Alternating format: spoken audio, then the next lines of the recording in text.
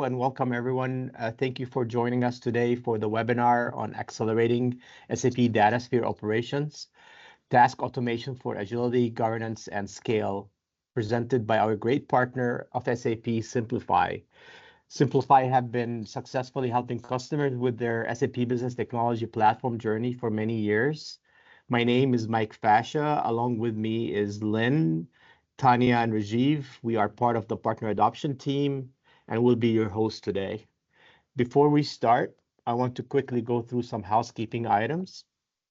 First off, I want to inform everybody that this webinar is being recorded. For privacy reasons, the audio and video functionality has been disabled for attendees.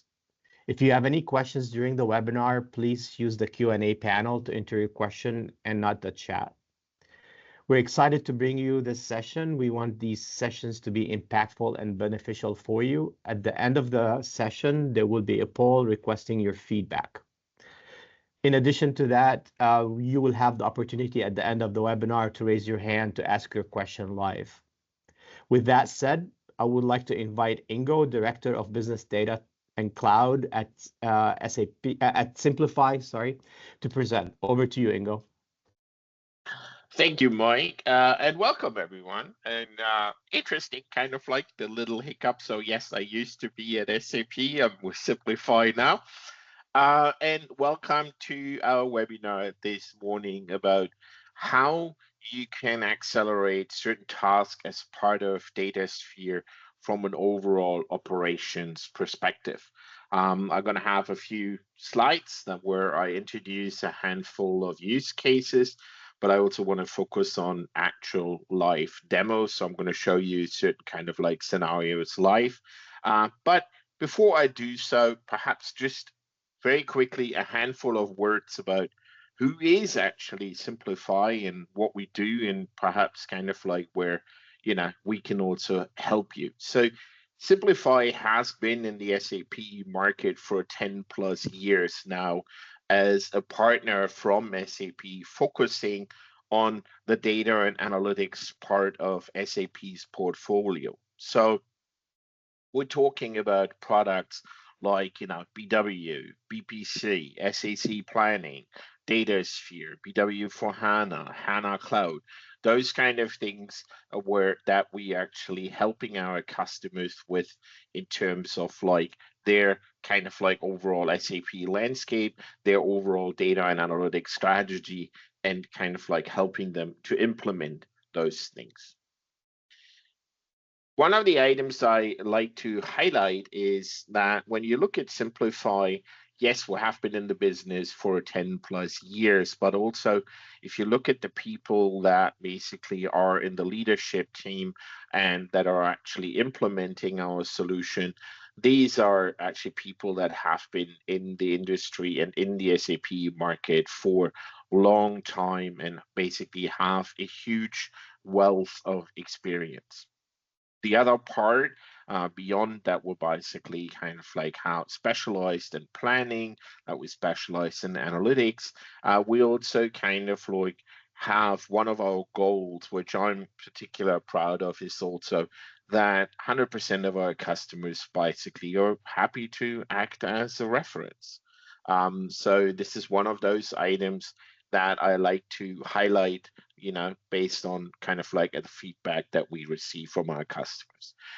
Just a set of customers, then a few names, and you can see the customers going across different kind of like topics from financial planning, SAC reporting, BPC, BW, Datasphere, and going around the globe.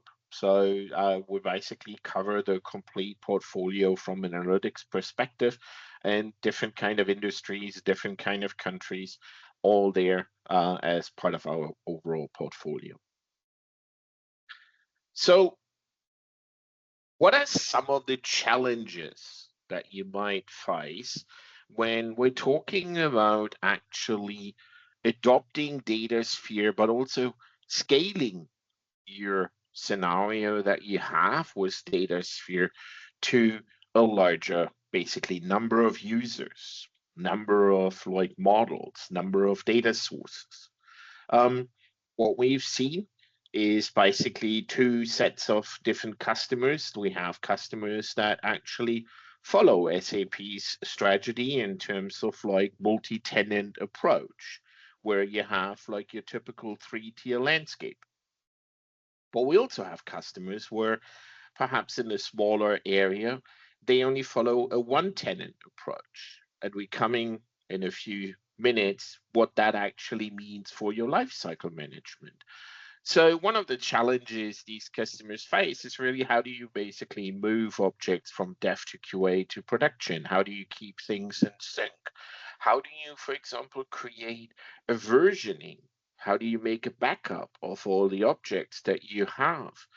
How do you see the differences between the versions? So topics like GitHub come up.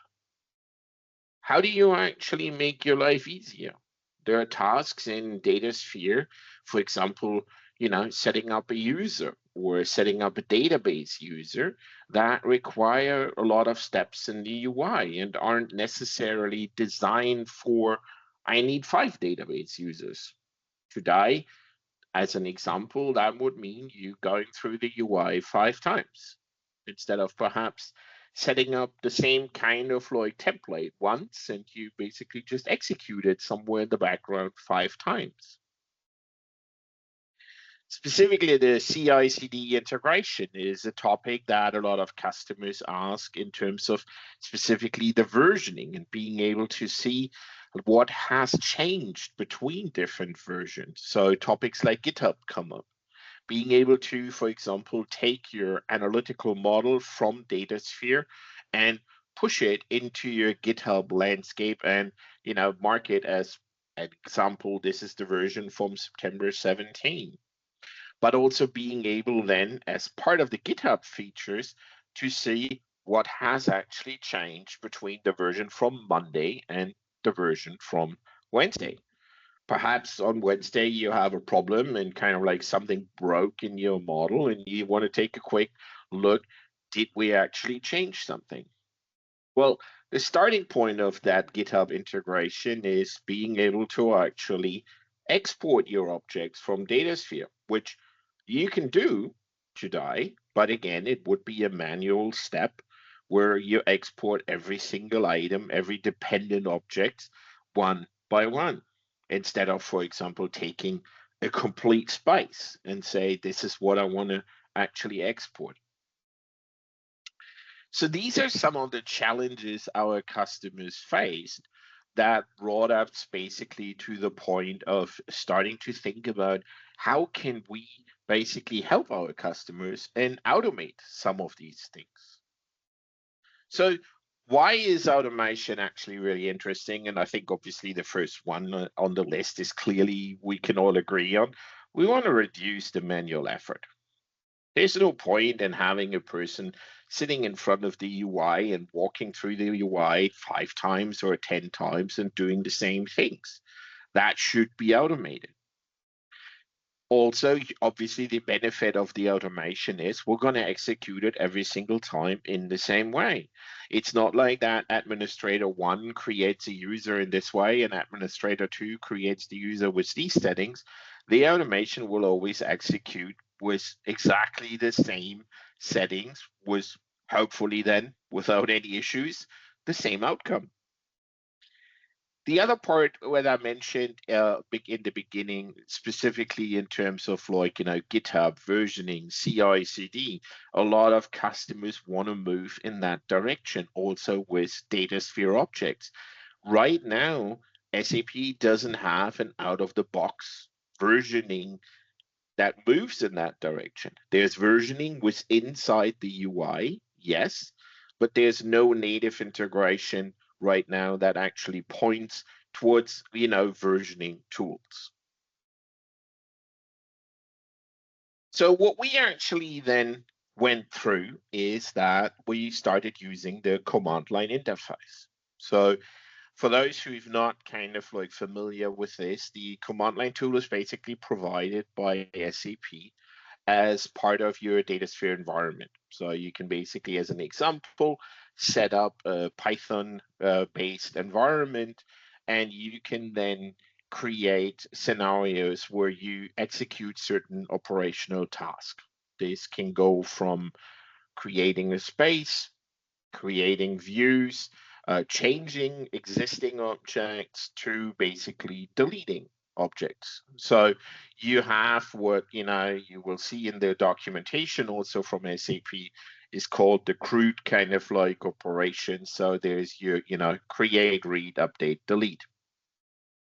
And these items are basically possible for things like a space, a table, a view, users, database users. So pretty much, I would say for like 90% of what you see in the UI is possible via the command line as well. Obviously, there are items that are not possible because it would require a huge set of information. But a huge set of what you can see in the UI from an administrative perspective is possible via the command line. And this brought us basically, and this is what we're going to show today, and we're going to walk through a few scenarios to basically what we call the Datasphere Object Management Cockpit. We started, it has not been publicly released. We're basically looking for beta customers at this point. And it allows you to execute certain basically scenarios with specific items in mind from an either lifecycle management perspective, or for example, to keep your metadata consistent. We're all talking about the AI kind of like initiatives, but obviously one of the critical elements as part of that, and also even your data initiatives, is to keep metadata consistent.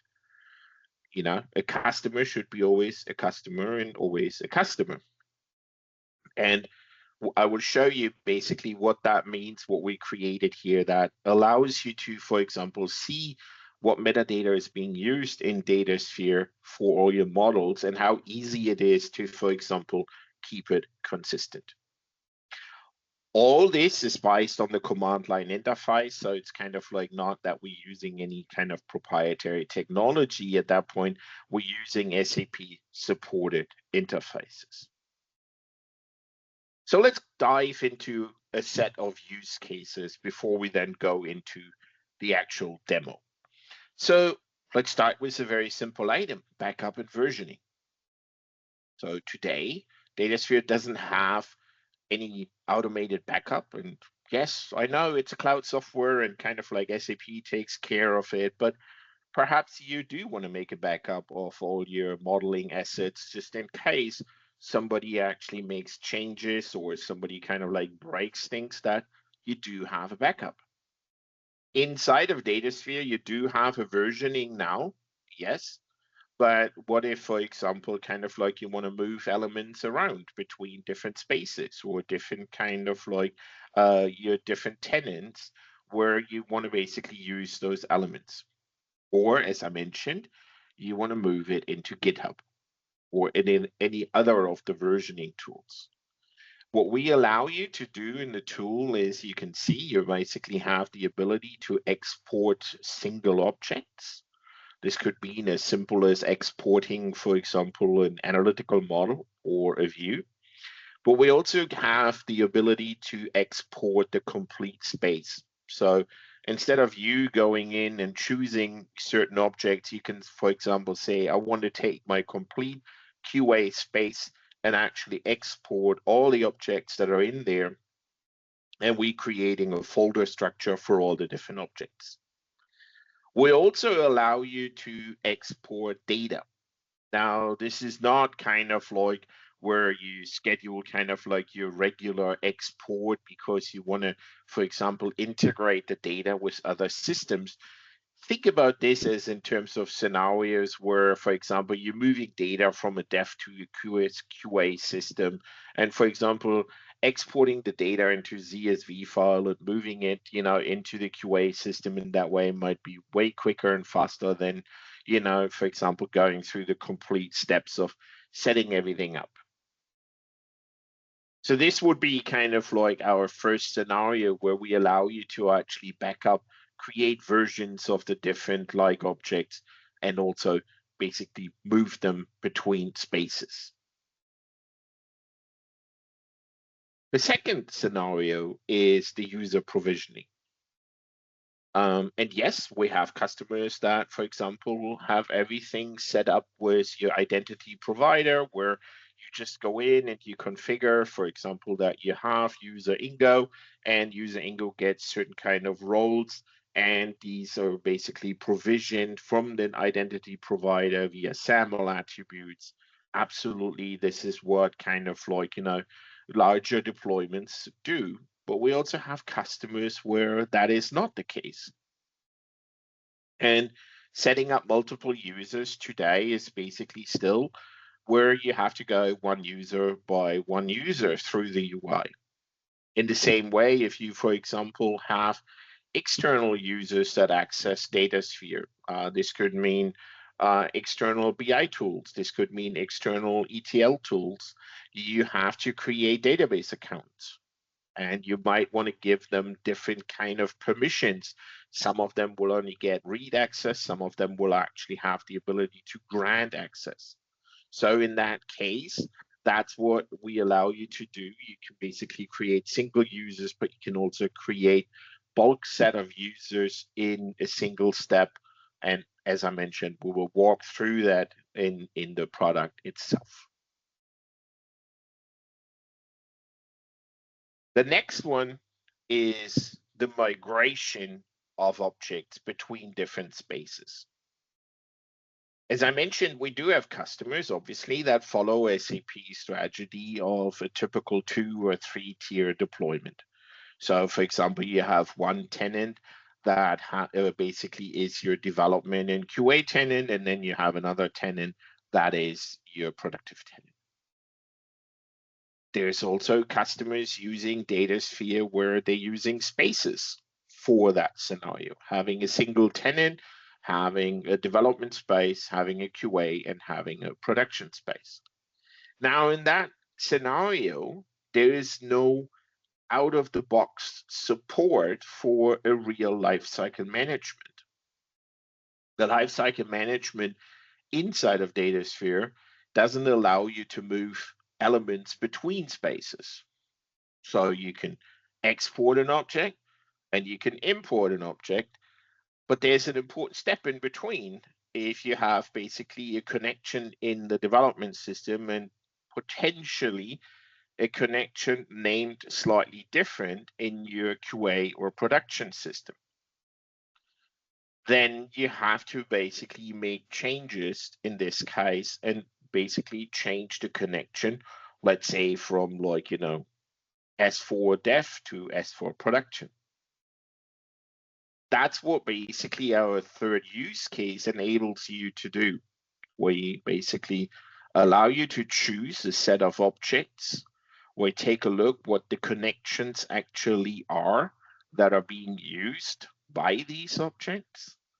And then we allow you to map, for example, connection 1 to connection 2, and you will see that in the UI in a few minutes. So in that case, you can then change the object right away. We create the changed object for you, and you can then import the object into the new space and have it up and running, pointing to the second connection.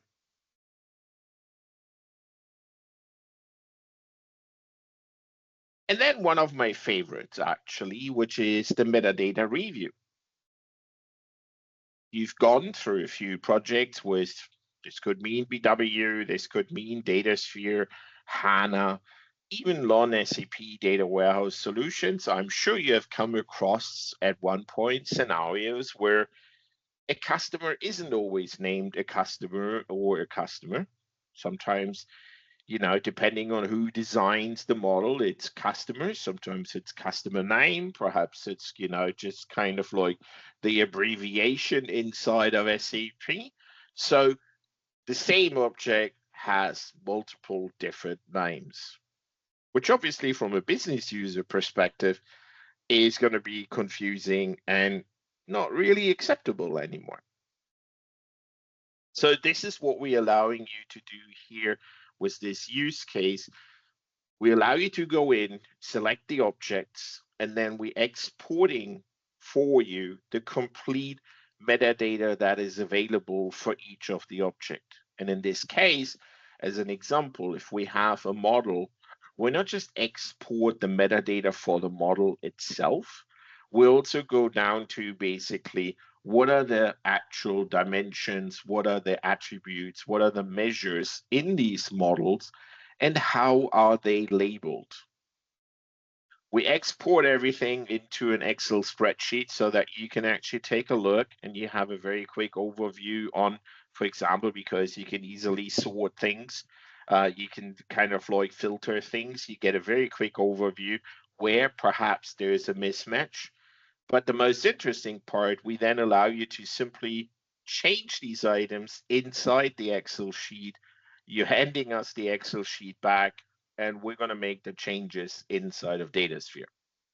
So this is for you really an easy way to go in a huge set of objects in one go. You can have spreadsheets with hundreds of lines of items. You make a consistent set of metadata, you update it in the spreadsheet, you're handing it to us, and we update the elements inside of Datasphere. The other part we noticed is that as part of Datasphere, you have the specific section for each object, which is called the business metadata.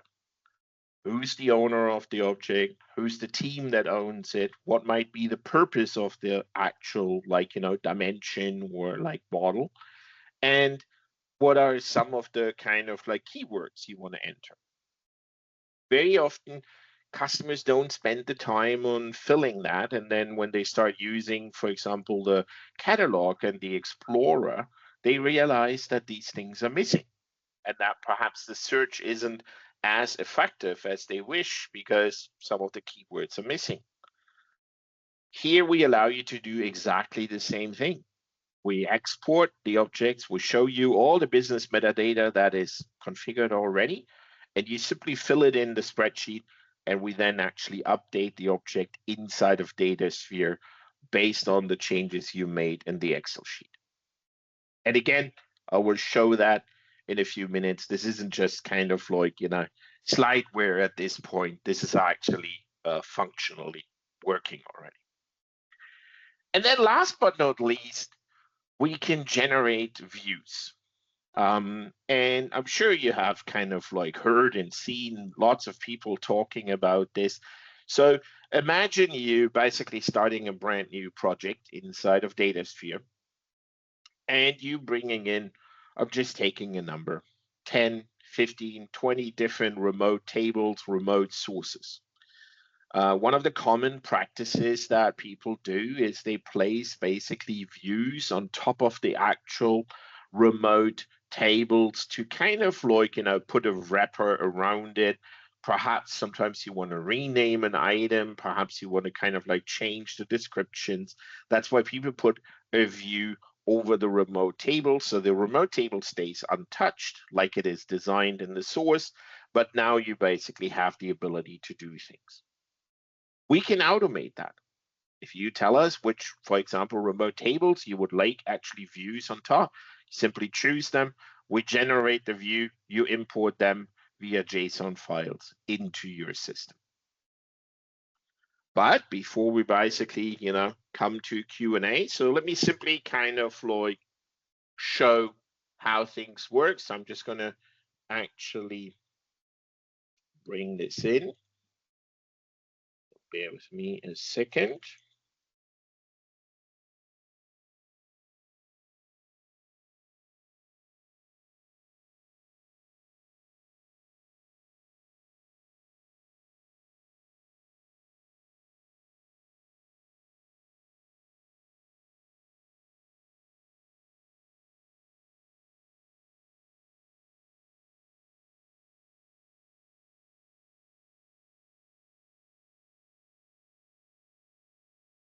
Shouldn't try to enter my password with the caps locked on the keyboard. That's never a good idea. So basically here we are. You should see now actually the software. So we have different kind of like sets. The first item is the configuration. And as you can see, basically, this is, so to speak, configured on a per user level so that, you could have different users in the system. So you can see, for example, what's your tenant, what's your client, what's the secret, what's the logon URL. Also, in case you want to allow, what's the database connection for that Datasphere system. So you can basically store your configuration away once so that you don't have to repeat every single time what the system is. So let's start with the most simple case. We're going to export an object. So it's going to ask me for which Datasphere system I would like to do this. I'm just going to go and say, yes, this is the one I would like. Now it's connecting to the Datasphere system, and it's going to retrieve a list of spaces. So I'm going to choose the space that I would like to work with. Then it's going to ask me, do we want to limit, for example, to certain kind of object types, or do we want to basically just take a look at everything? In my case, I said, yes, I would like to basically focus in this case on local tables and views. That's good for now. So it's going to connect and bring back the complete list of objects from that space, limited in this case to basically local tables and views. And it's going to show me pretty much all the details, as you can see. So here's basically my objects. I can see kind of like the technical names, the type, when was it like deployed, when kind of like what's the starters, and so on. So now I can go in and say, I want to take these two objects and I want to export them. So it's asking me, do we want to set up like one file or multiple? I'm going to say, yeah, let's take one object and one file. So I'm just going to export it. And part of the configuration is that it goes into the temp folder on my system. And you can already see the first JSON file was created. And then you can see here in the tool, it says, yeah, we created 2 JSON files. Everything is there. So this is now something that, for example, I can basically push into a GitHub scenario. I can, if I want, just basically put it in a backup folder just for myself. But this JSON file includes pretty much all the information about the object, and I could, if I wanted, import it back into Datasphere. We do have, I'm not going to go through it just in interest of time, pretty much the same kind of scenario where we ask simply which space do we want, just going to show the UI, and it's going to then export pretty much every information in that space. So if I would basically now continue, what it then does, it goes into the space and it loops pretty much through every single object. It creates a folder structure as part of the export.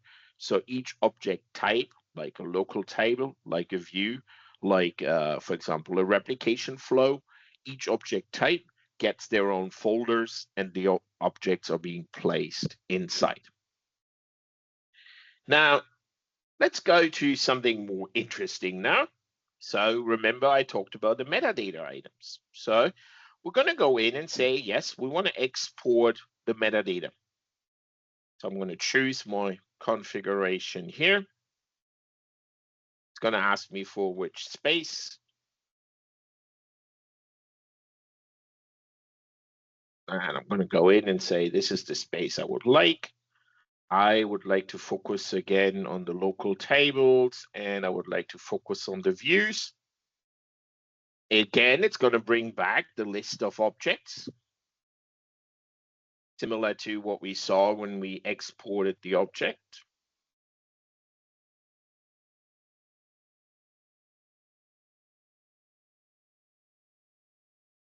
Okay, so we have our 4 objects. So I'm going to take the first 2. The one is a local table and the other one is a view. Continue. So what it now does, it basically creates a preview for me just to kind of like double check, is this what you actually after? And as I mentioned, for the metadata, we basically now going down to field level. So you can see we have a view which has multiple columns. We have another view, a local table with multiple columns. So this is what I would like. Yes, I'm continue. I'm going to export this into an Excel spreadsheet. And the interesting part then is we're going to update things. So you will see basically pretty much in a few minutes, we're going to export the metadata. We're just going to go into the Excel spreadsheet and we're going to make some changes. And then we're going to push it back into Datasphere. So here's my Excel spreadsheet. I'm just going to open it up. And let me just resize it a little bit. So you can see basically the different object name, the object type, there's the technical name, there's the labels, and then also, for example, you can see there's the size in case of it's a string. So I'm just going to go in and say, okay, we're going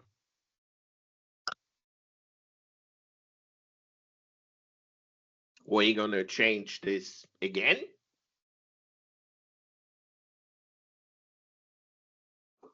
Where did my screen go? Okay, sorry about that.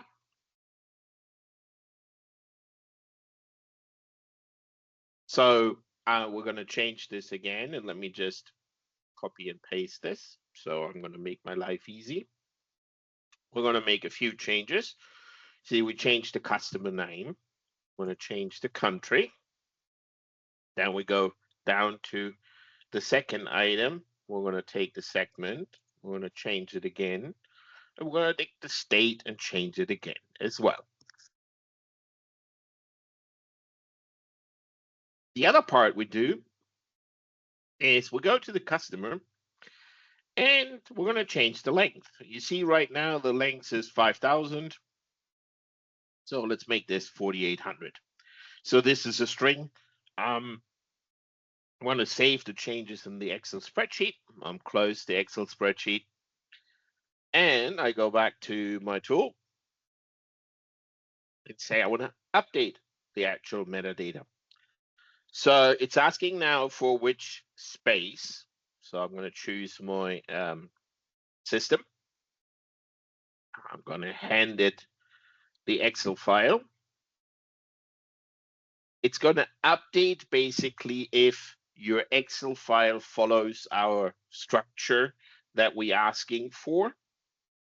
But the most important part is now it's going to now take a look, all the information that are in the spreadsheet, compares it what's inside of Datasphere Live, and it's going to tell you these are the changes we're going to do. So you see, we're going to go from order ID change to changed again. We're going to change the customer ID from 5,000 to 4,800. We're going to change the customer name and so on. Now, let me also talk about a second, because I'm sure there are some people on the webinar that say, ooh, doing something like this, a strength, like a string length change, that can have some consequences. And yes, you're absolutely right. So part of it is also that we will have a set of rules that you can configure where, for example, one of the rules could be that you do not allow, for example, a string field to become smaller. And we would basically block this item where you can only make it larger, for example.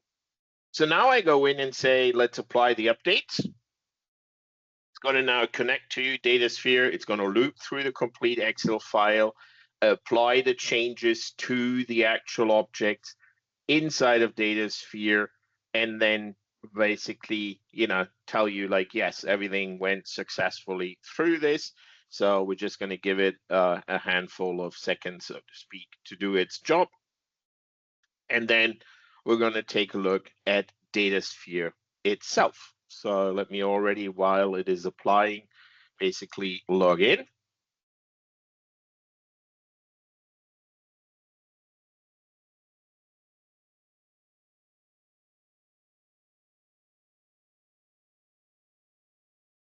See, it already updated some properties, and it's basically now going to the second view, updating the next set.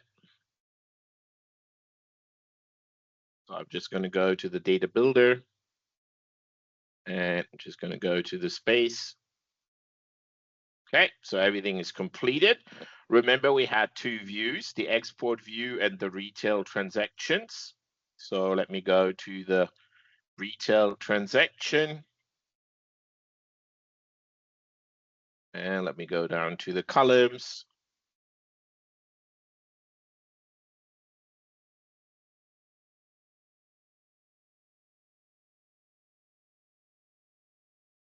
And you can see we have the segment changed again. We have the state changed again. We have the customer ID changed. So those elements have been basically touched.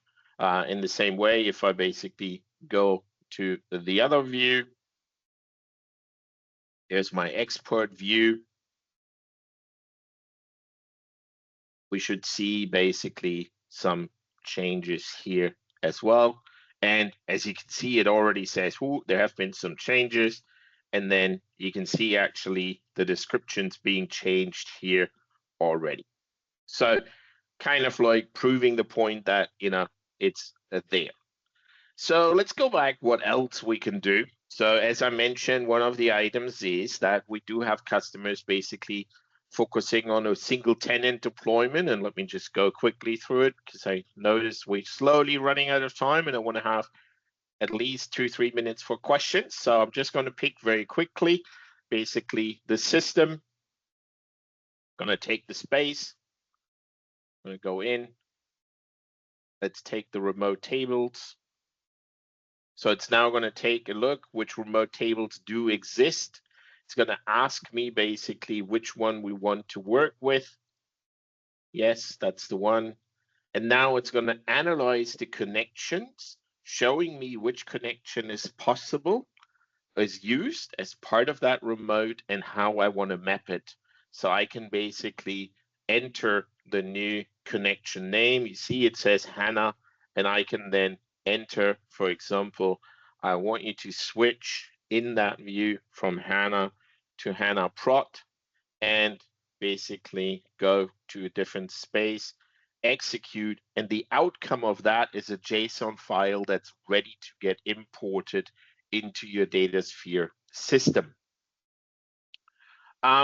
So let me go back to my slides. You can see here's the migration in the temp folder.